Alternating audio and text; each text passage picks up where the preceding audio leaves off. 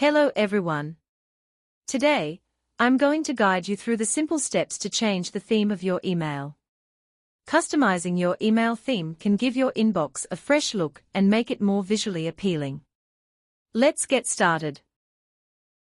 Step 1. Open your email settings. First, log into your email account.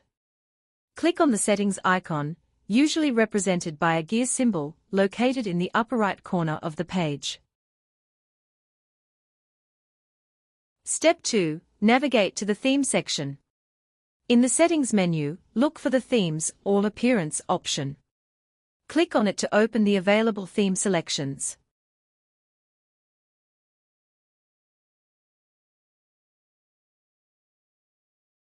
Step 3. Choose a theme. Browse through the different themes available. You may find light, dark, and colorful themes.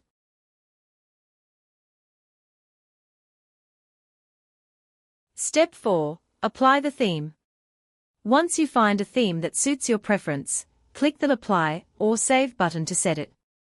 Some platforms allow you to customize further, such as adjusting background images or color intensity.